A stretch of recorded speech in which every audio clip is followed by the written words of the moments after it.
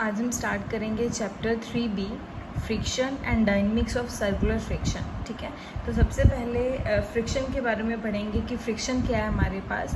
तो हमने अभी तक पढ़े न्यूटन के लॉज पढ़े, Newton first law, Newton second law and Newton third law.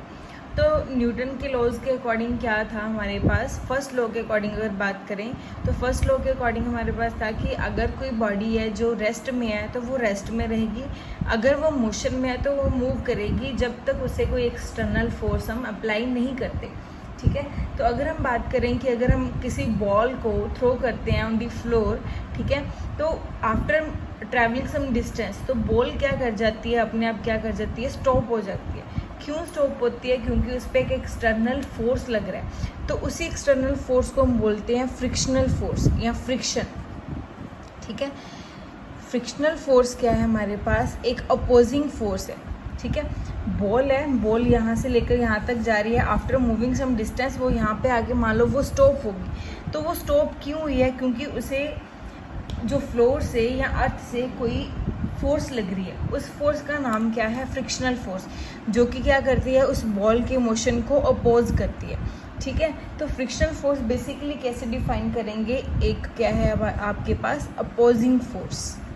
ठीक है, ये क्या है आपके पास, एक अपोजिंग फोर्स। ठीक है, तो जैसे मान लो अगर आपके पास कोई ऑब्जेक्ट है, अगर आप इस डायरेक्शन में वो मूव कर रहा है तो फ्रिक्शनल फोर्स क्या लगेगी उसे, बैकवर्ड डायरेक्शन में। ठीक है, इस डायरेक्शन में अगर आप अप्लाइड फोर्स, मतलब आप किसी ऑब्जेक्ट को मूव करवा रहे हो तो वो अगर इस डायरेक्शन में लग रही है तो दूसरी डायरेक्शन में कौन सी फोर्स लगेगी, वो होगी फ्रिक्शनल फोर्स। ठीक है, तो फ्रिक्शनल फोर्स क्या है, एक अपोजिंग फोर्स। ठीक है, जब कब काम करती है, जब जो ऑब्जेक्ट्स हैं वो क्या करते हैं, मूव करना शुरू करते हैं या मूव करते हैं। ठीक है, तो नेक्स्ट हमारे पास है कि जो फ्रिक्शन है वो उसके टाइप्स कितने हैं। ठीक है, तो एक हमारे पास जो फ्रिक्शन है उसका नाम है एक्सटर्नल फ्रिक्शन। ठीक है, और जो दूसरी है वो इंटरनल फ्रिक्शन। ठीक है, तो एक्सटर्नल फ्रिक्शन के बारे में अगर पढ़ें तो ये तब हमारे पास इसे डिफाइन करेंगे जब क्या है हमारे पास, जब दो ऑब्जेक्ट्स हैं वो क्या करते हैं, ट्राई टू मूव और there is a relative motion between them.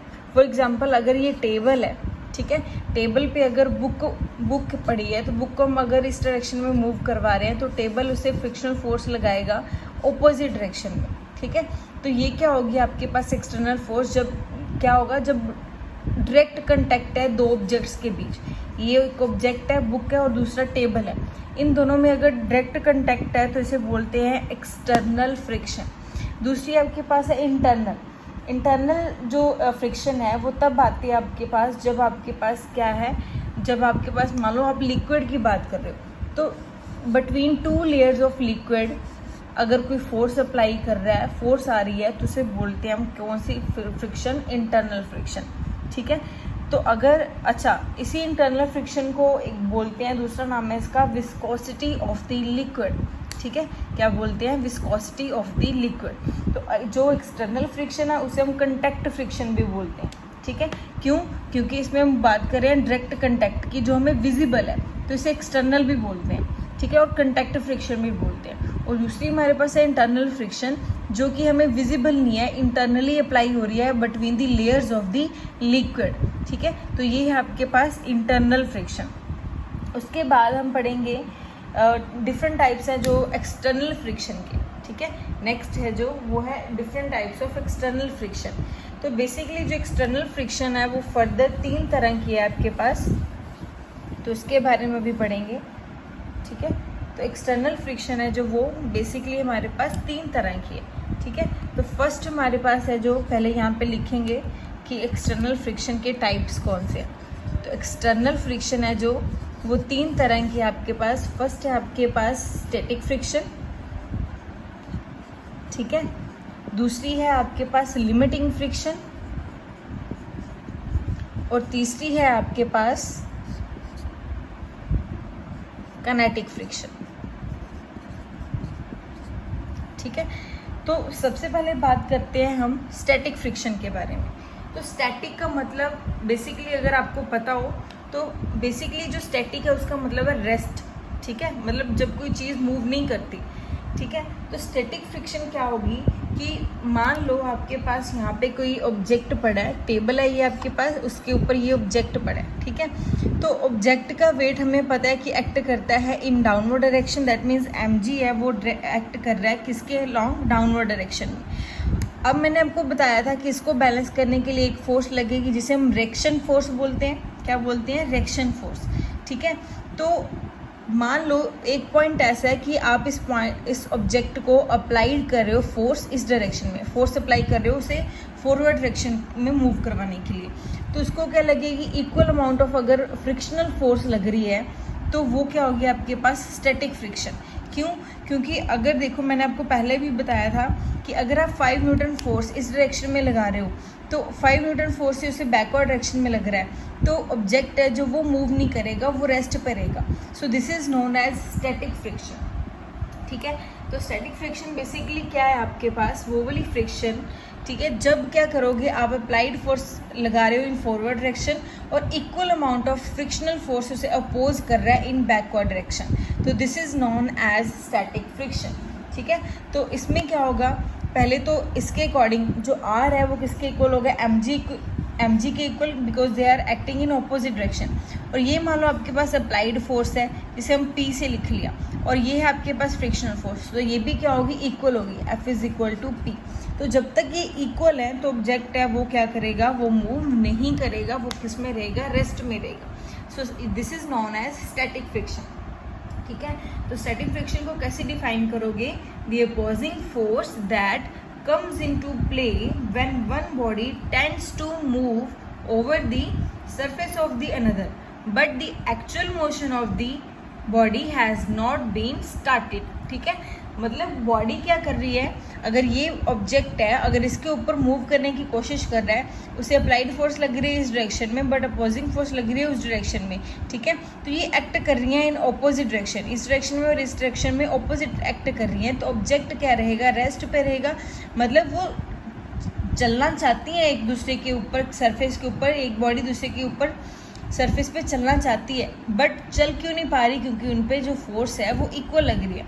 अगर 5 न्यूटन फोर्स इस डायरेक्शन में लग रही है तो 5 न्यूटन फोर्स ही इस डायरेक्शन में उसे लग रहा है, ठीक है जी।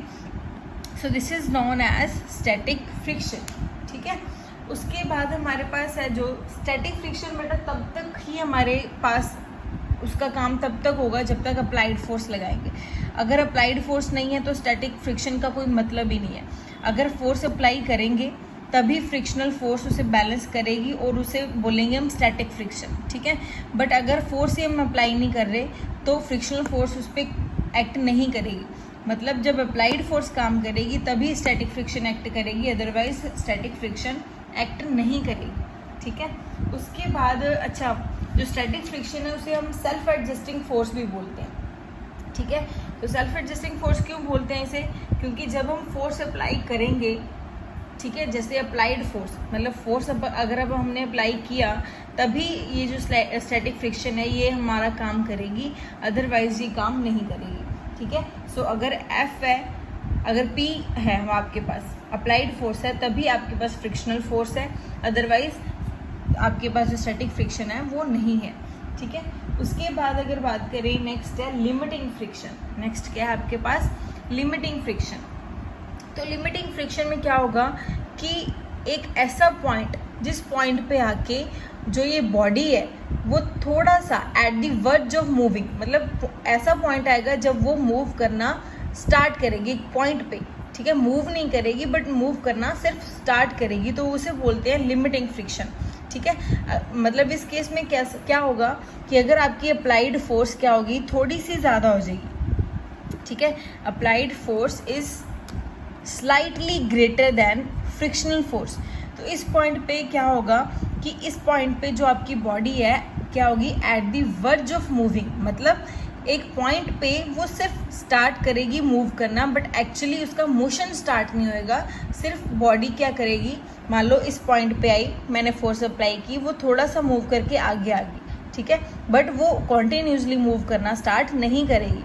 So this is known as limiting friction. तो लिमिटिंग फ्रिक्शन का मतलब हुआ कि एक पर्टिकुलर लिमिट पे फोर्स जब हमने अप्लाई की तो वो मोशन उसका क्या होगा at the verge of starting, ठीक है, तो इसे डिफाइन कैसे करोगे? Limiting friction is the maximum opposing force that comes into play when body is just at the verge of moving over the surface of the other। मतलब एक point पे है जब वो स्टार्ट करना, मोशन स्टार्ट हो जाएगा, बट एक्चुअली कॉन्टिन्यूसली मोशन उसका नहीं होगा। वो किस केस में होगा? वो होगा किनेटिक फ्रिक्शन के केस में। तो किनेटिक का तो मतलब आपको पता ही है कि मोशन की बात करते हैं जिसमें, तो किनेटिक फ्रिक्शन में क्या बात करेंगे? मोशन की बात करेंगे। तो इसमें क्या होगा आपके पास किनेटिक फ्रिक्शन के केस में कि ऐसी फोर्स जब क्या करेगी, बॉडी क्या करेगी, एक्चुअली स्टार्ट कर देगी मूव करना over the surface of other. तो इस केस में होगा क्या कि जो आपकी अप्लाइड फोर्स है ना, वो बहुत ज़्यादा हो जाएगी फ्रिक्शनल फोर्स से। मान लो अगर ये 10 न्यूटन होगी, तो फ्रिक्शनल फोर्स अगर 5 न्यूटन रहेगी, तो 10 न्यूटन है जो फोर्स, वो क्या करेगी? ऑब्जेक्ट को मूव कराने में वो क्या करेगी? हेल्प करेगी। ठीक है, सो 3 तरह की हमने फ्रिक्शन पढ़ी। स्टैटिक फ्रिक्शन, जब क्या है, मोशन है जो बॉडी का एक्चुअली स्टार्ट नहीं होता। लिमिटिंग फ्रिक्शन मतलब ऐसा एक पॉइंट आएगा जब आपकी बॉडी है वो स्टार्ट करना या मूव करना एक पॉइंट पे शुरू करेगी, बट एक्चुअली उसका मोशन कॉन्टिन्यूसली नहीं होएगा। बट थर्ड है जो किनेटिक फ्रिक्शन में जो अप्लाइड फोर्स है वो बहुत ज़्यादा लार्ज हो जाएगी फ्रिक्शनल फोर्स से। तो फ्रिक्शनल फोर्स उसे रोक नहीं पाएगी, तो वो क्या करेगी? बॉडी है जो मूव करना शुरू कर देगी। ठीक है, उसके बाद हम किनेटिक फ्रिक्शन की जो फर्दर ब्रांचेज हैं वो पढ़ेंगे। ठीक है, डायनेमिक, अच्छा, किनेटिक फ्रिक्शन को डायनेमिक फ्रिक्शन भी बोलते हैं। तो किनेटिक फ्रिक्शन के फर्दर 2 और फ्रिक्शंस हैं। एक है स्लाइडिंग फ्रिक्शन और दूसरी है आपके पास रोलिंग फ्रिक्शन। ठीक है, जो स्लाइडिंग फ्रिक्शन है वो आपके पास क्या है? स्लाइडिंग फ्रिक्शन एक ऐसी फ्रिक्शन है, स्लाइडिंग फ्रिक्शन क्या है? एक ऐसी फ्रिक्शन जब क्या करेगी, एक बॉडी क्या करती है? स्लाइड करती है over the surface of other. जैसे अगर बात करें,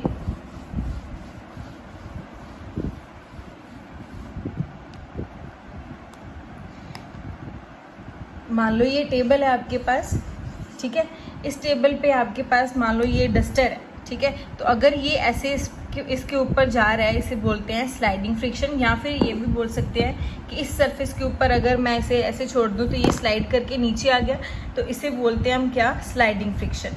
तो नेक्स्ट हमारे पास इसकी जो सेकेंड टाइप है वो है रोलिंग फ्रिक्शन।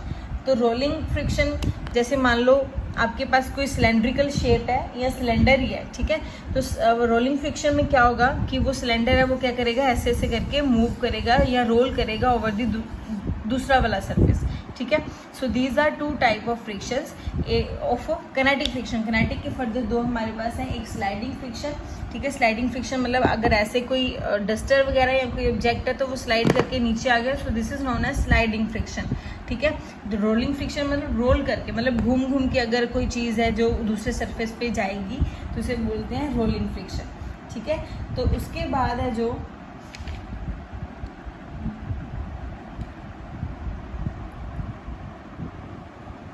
उसके बाद बेटा हमारे पास हैं लॉज ऑफ लिमिटिंग फ्रिक्शन। इसमें कुछ खास नहीं है, ये खुद आप रीड करना, लॉज ऑफ लिमिटिंग फ्रिक्शन। ठीक है, अगर आपको समझ आ गया ठीक है, नहीं तो हम नेक्स्ट लेक्चर में डिस्कस करेंगे। ठीक है, तो उसके बाद है बेटा जी हमारे पास फर्स्ट जो कोफिशिएंट ऑफ फ्रिक्शन के बारे में बात करेंगे कि कोफिशिएंट ऑफ फ्रिक्शन क्या है हमारे पास। ठीक है, तो नेक्स्ट है जो वो हम पढ़ेंगे कोफिशिएंट ऑफ फ्रिक्शन। तो यहाँ से देखो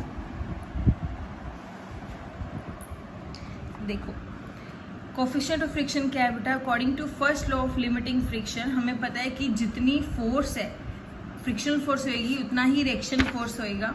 ठीक है, तो अगर कोई कांस्टेंट फोर्स है, ये है प्रोपोर्शनल का सिंबल, तो प्रोपोर्शनल के सिंबल को हटाकर हम हमेशा कोई कांस्टेंट लगाते हैं, जिसे हम यहाँ पे क्या नाम दे दिया, जैसे म्यू। इसको क्या बोलते हैं? म्यू। इसकी प्रोनाउंसिएशन है म्यू। ठीक है, तो इसे हम क्या बोलते हैं? Constant of proportionality and is known as coefficient of limiting friction. इसे क्या बोलते हैं? Coefficient of limiting friction. ठीक है, तो अगर यहाँ से मैंने म्यू की वैल्यू निकालें तो आपके पास आ जाएगा F/R।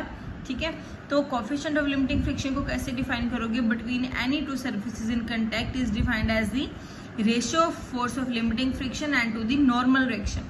तो अगर ये आपके पास है, ठीक है, तो अगर आपके पास देखो ये वेट है mg एक्ट कर रहा है डाउनवर्ड डायरेक्शन में, तो रिएक्शन फोर्स एक्ट करेगी अपवर्ड डायरेक्शन में। अगर अप्लाइड फोर्स है इस डायरेक्शन में, तो जो ये आपके पास है फ्रिक्शन फोर्स होगी इस डायरेक्शन में, ठीक है। तो ये चीज़ है आपके पास R is equal to M G, F is equal to P. कब होगा? जब आपके पास स्टैटिक फ्रिक्शन की बात करोगे, ठीक है। तो ये इसकी कुछ प्रॉपर्टीज़ है, तो इसके बारे में बेटा ब्रीफली हम डिस्कस करेंगे जब हम ऑनलाइन क्लास कल जूम क्लास पे, ठीक है। टिल देन ये आप रिवाइज करो, कुछ खास नहीं है इसमें, जनरल सी इंट्रोडक्शन है, और जो अच्छे वाले आर्टिकल्स हैं जो इम्पॉर्टेंट वाले हैं, ठीक है, वो फर्दर हम डिस्कस करेंगे, ठीक है। तो ये बेसिक चीज़ें हैं जिसके बारे में आपको पता होना चाहिए, क्योंकि अगर ये पता होंगी तो तभी हम जो चैप्टर है वो फर्दर कर पाएंगे, ठीक है जी।